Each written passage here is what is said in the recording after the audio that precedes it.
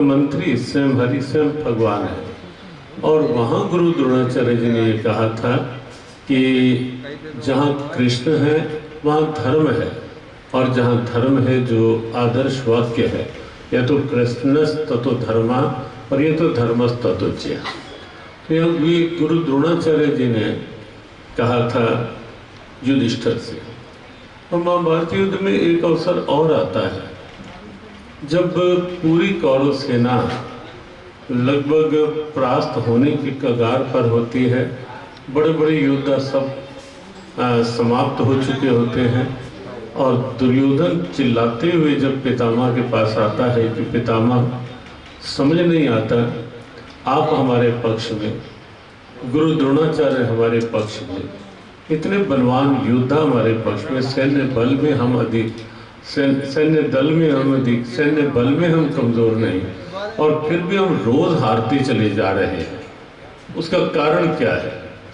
तो वहाँ पितामह दुर्योधन से कहते हैं, आचार्य द्रोण ने तो धर्मराज युधिष्ठिर से कहा कि जहाँ कृष्ण है वहाँ धर्म, वहाँ जहाँ धर्म है वहाँ जय।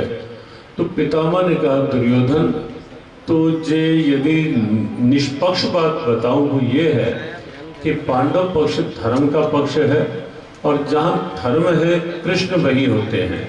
तो उन्होंने कहा यह तो धर्मस् ततो कृष्ण और यह तो कृष्ण ततो जय। जहाँ धर्म है वहाँ कृष्ण है, और जहाँ कृष्ण है वहाँ विजय है।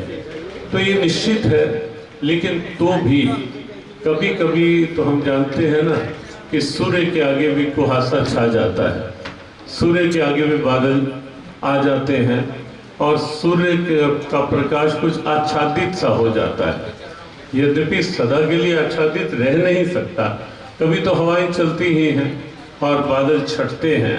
और जैसा अभी आदरणीय सौरभ गौड़ जी ने कहा कि 2014 और 17 में फिर पूरी तरह समय आया, अनुकूल हवाएं चलने लगी। संगठन हो तो बुराई ही क्या है, क्या कोई बुराई है उसमें? अच्छा है।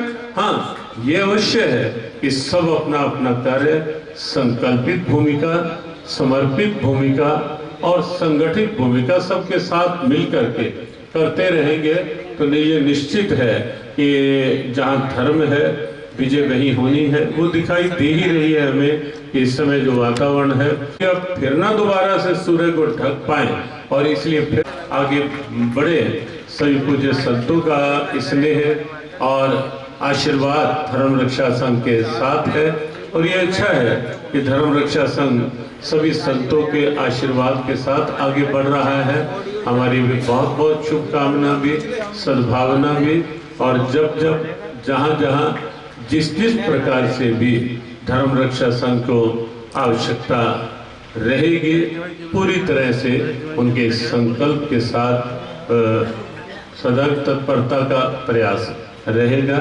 अभी सभा और गौरवान्वित हुई हमारे परमादरणीय पूज्य गोपाल शरण देवाचार्य जी की पावन स्नेही उपस्थिति से, उनकी उपस्थिति को और सभी पूज्य संतों की उपस्थिति को फिर से एक बार वंदन नमन करते हुए सबको जय श्री कृष्ण।